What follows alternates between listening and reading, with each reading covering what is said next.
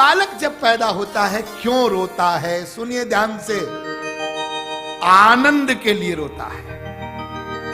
और वो जो रुदन करता है ना, हाँ, उस रोने में, उस क्रिया में उसको आनंद मिलता है। रोने में आनंद है। अरे साहब, हम तो संसार में किसी को रोता हुआ देखते हैं तो मुंह बनाकर पूछते हैं उससे, क्या बात है भाई, तुमको क्या आफत है, क्या विपत्ति आ गई है?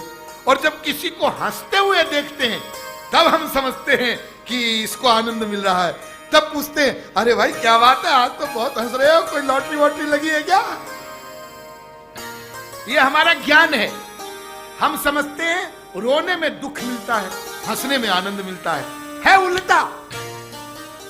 रोने में भी आनंद मिलता है और हंसने में भी आनंद मिलता है, दोनों में। क्रियाएं विरोधी, बहुत ध्यान से सुनिए, क्रियाएं विरोधी, खोज आनंद की। कैसे समझें इसको? इसको ऐसे समझिए, एक व्यक्ति बहुत जोर से रो रहा है, दाढ़ मार के, फूट फूट के। उससे पूछा, भाई क्या बात है, तुम क्यों ऐसे रो रहे हो? क्या करूं साहब, मेरे पिताजी मर गए। ओह, पिताजी मर गए, ये बात है, तब तो ठीक है ये, लेकिन फिर भी इतनी जोर से रो रहे हो? क्या हुआ, मैं जब पिताजी के दाह संस्कार के लिए गया, अब पीछे से मेरा घर लूट गया। घर लूट गया? हाँ, अरे घर लूट गया, इतना ही नहीं हुआ, जो लुटेरे आए थे उन्होंने मेरी पत्नी को भी मार डाला। हो, तब तो ठीक है।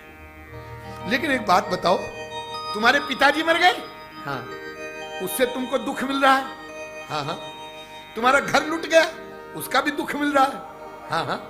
तुम्हारी पत्नी मर गई, उसका भी दुख मिल रहा है? हाँ हाँ। तो तुम्हारी खोपड़ी पर इस समय तीन दुख हैं, तीन दुखों से तुम ग्रस्त हो।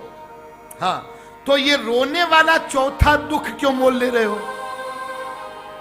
यदि रोने में दुख मिलता तो तीन दुख पहले से मिल रहे हैं, रोने का चौथा दुख वो क्यों लेता मोल?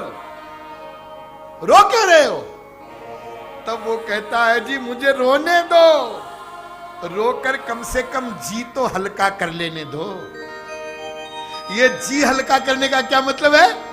वो पिता के मरने से, पत्नी के मरने से, घर के लूटने से दुख मिला, उसको रो करके आंसुओं से वो बाहर निकाल रहा है, और उस रोने की क्रिया से उसको आनंद मिल रहा है, इसलिए वो रो रहा है। ये रोने में खोज आनंद की है। तो चाहे रोवे चाहे हंसे, क्रियाएं विरोधी, वो ढूंढ रहा है आनंद को।